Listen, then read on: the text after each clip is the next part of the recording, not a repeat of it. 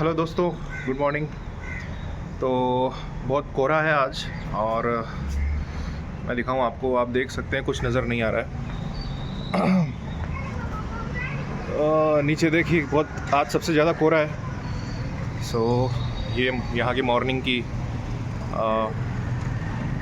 नज़ारे मैं आपको दिखा रहा हूँ। कुछ नहीं दिख रहा है दूर दूर तक। चलो टॉपिक पे आते हैं। टाइम मिल नहीं रहा था और फिर मैंने सोचा कि टाइम तो निकालना पड़ेगा कैसे भी वीडियो अपलोड करने के लिए। हाँ, अपडेट हमारे पास ये है कि 14 डेज़ हो गए हैं कंटिन्यू हमें हमारे न्यू ईयर रेजोल्यूशन के चैलेंजेस में इस सीरीज़ को लेते हुए। और 14 डे के एक्सपीरियंस के अकॉर्डिंग मैं आपको कुछ बातें शेयर करने वाला हूँ आज। तो 14 डेज़ के एक्सपीरियंस के अकॉर्डिंग मैं आपको बता दूं कि 20 डेज़ पर डे हमने मेडिटेशन कंटिन्यू किया है। 14 डे जो है वो कंप्लीट कर दिया है। 14 डेज़ पूरे कंप्लीट हो चुके हैं और 14 डेज़ का एक्सपीरियंस जो है वो मैं आपको ये बताता हूँ कि देखिए, रेगुलर जब आप मेडिटेशन करने बैठोगे 14 डेज़ तक कंटिन्यू, मेरे साथ जो मेरा एक्सपीरियंस है पर्सनल, उसके अकॉर्डिंग आपको क्या चीज़ें फ़ील हो सकती है।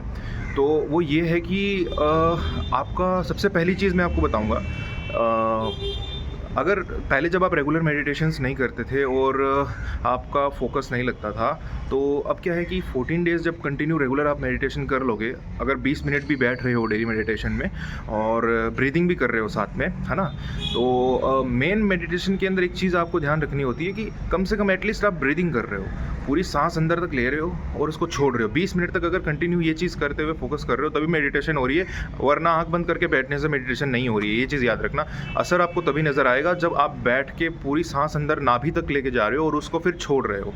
तो उसको भी मतलब ऑब्ज़र्व करना है आपको जब भी आप मेडिटेशन में बैठते हो। तो इस तरह से अगर बेसिक इतनी तो कम से कम आपको चीज़ ध्यान रखनी पड़ेगी बैठने के बाद। अगर इस तरह से आप मेडिटेशन कर रहे हो कंटिन्यू और 20 दिन हो गए हैं, बाकी आप कोई भी मतलब टेक्निक यूज़ करो, चक्रा करो, डायनेमिक करो या फिर क्या बोलते हैं विपश्यना करो, ठीक है, तो हो रही है एटलीस्ट अगर आप इतना भी कर रहे हो तो इम्पैक्ट आपका ये रहेगा। सबसे पहले आपके कामोत्तेजक जो विचार आते थे, आपकी जो काम ऊर्जा जो मतलब आपको डिस्टर्ब करती थी, या फिर ये समझें कि आपको एक तरीके से वो मन में बहुत ज़्यादा कामोत्तेजक विचार आते थे और आपका मन भटका हुआ रहता था, वासना से लिप्त रहता था, तो वो चीज़ थोड़ी कंट्रोल होगी। और उसको कंट्रोल करने के लिए काफ़ी हमने देखा है कि मूल बंध का भी एक प्रयोग किया गया है। मूल बंध क्या होता है, वो एक अलग टेक्निक होती है। मैं उसका भी आपको थोड़ा सा ब्रीफ दे देता हूँ, ज़्यादा तो नहीं बताऊँगा डिटेल में, लेकिन आप खुद देख लीजिएगा। मूल बंध ऐसा होता है कि गुदा द्वार जो होता है हमारा, हम जब बैठते हैं प्राणायाम की स्थिति में, जब हम अपने पाँव को जिस तरह से करके बैठते हैं प्राणायाम में, जब हम बैठते हैं उस तरह से उस तरह से आपको कपालभाति में जिस तरह से हम बैठते हैं उस आसन में आपको बैठना है। और उस आसन में बैठने के बाद में आपको अपने गुदाधार को और अपने क्या बोलते हैं मुंह को बिल्कुल बंद रखना है। उससे क्या होगा कि आप श्वास जो लोगे उसको अंदर लेना है आपको।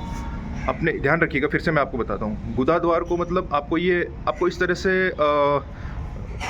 उस चीज़ को करना है कि आप जिस तरह से प्राणायाम की पोजीशन में आप बैठे हुए हैं और आपको अपने मुंह को एकदम बंद रखना है और श्वास लेना है। अपने श्वास जब आप पहली श्वास पूरी अंदर तक भीतर तक पूरी श्वास ले लोगे तो आपको अपने मुख को और अपने गुदाद्वार को दोनों को एकदम मतलब इस तरह से बंद रखना है। और उधर से फिर आपको ऐसा महसूस होगा कि आपके अंदर पूरी बॉडी के अंदर श्वास जो है वो भरी हुई है। इसको मूल बंद कहते हैं। मूल बंद का अर्थ ही ऐसा है। मूल का अर्थ ये है कि हम जिसको आपने अगर चक्रा के ऊपर जाएं तो आप पहले चक्र की जब बात करते हो तो आपको पता है पहला चक्र कहाँ होता है। जो हमारी पीछे रीढ़ होती है, लास्ट रीढ़ का कॉर्नर होता है कमर के एकदम नीचे की साइड, ठीक है, वहाँ पे हमारा जो फर्स्ट चक्र होता है उसको बताया गया है। तो इस तरह की कुछ ये मूल बंध की टेक्निक है। आप डिटेल में जाके सर्च कीजिएगा, आपको बिल्कुल अच्छे से समझ में आएगी कि हमें अपने शरीर के जो ओपन छिद्र हैं उनको बंद करना होता है और सिर्फ नाक जो है वो खुली रहेगी। और जब नाक से श्वास आपके अंदर एक बार पूरी श्वास चली गई है तो उसको भी बंद कर लेना है और जितनी देर तक हो सके उसको बंद रखना है। उसके बाद क्या करना है, जब आप उसको छोड़ना चाहो, जब आपको लगे कि अब श्वास छोड़नी चाहिए, उसके बाद उस श्वास को आपको छोड़ देना है।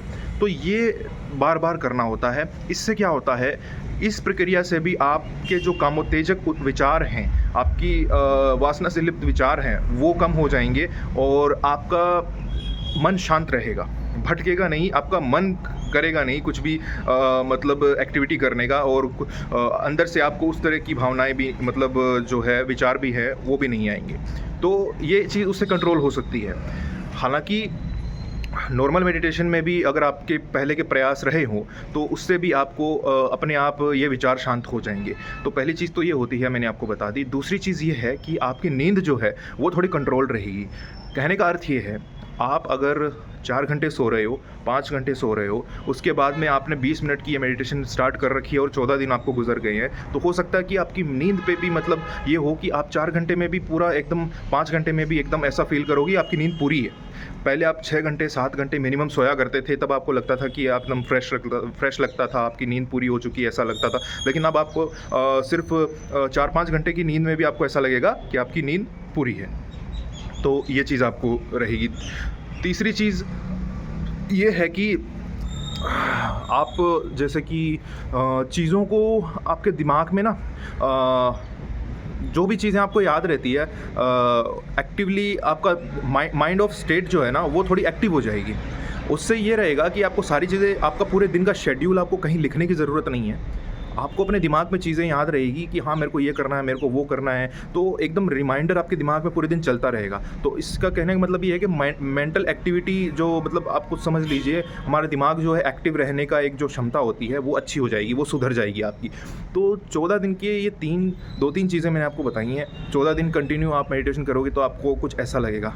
और चैलेंजेस क्या आते हैं मैं आपको बता देता हूँ। देखो, मौसम आपको पता है कितनी खतरनाक सर्दी पड़ रही है अभी इन दिनों के अंदर, बहुत ज़्यादा सर्दी पड़ रही है, ठीक है। तो इस मौसम के अंदर बहुत मुश्किल होता है सुबह का टाइम चूज़ करके उठना, रेडी होना और फिर मेडिटेशन के लिए बैठना, क्योंकि बहुत ठंड लगती है, बिस्तर से बाहर आने का भी दिल नहीं करता है। लेकिन क्या कर सकते हैं, हमें अपना अगर अपने को खुद को सेल्फ ग्रोथ करना है तो कंफर्ट जोन से बाहर आना पड़ेगा बिल्कुल आपको, और ये चीज़ें मतलब अपने इस चैलेंज को लेके आपको आगे चीज़ें इनिशिएट करनी पड़ेगी।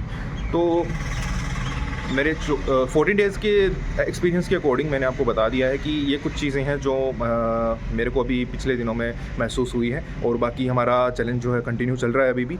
21 डेज़ तक हमने इसको लेके जाना है। उसके बाद हम फिर से एक वीडियो बनाएंगे, रिव्यू वीडियो, कि 21 डेज़ के एक्सपीरियंस के बाद आपको कैसा फ़ील होता है, आपके अंदर मेडिटेशन से क्या चेंजेस आते हैं, ठीक है, आपके माइंड पे क्या इम्पैक्ट पड़ता है, आपके लाइफस्टाइल पे क्या इम्पैक्ट पड़ता है, ठीक है। ये सब चीज़ें आपको 21 डेज़ के बाद में हम आपको बताएंगे डिटेल में। Thank you.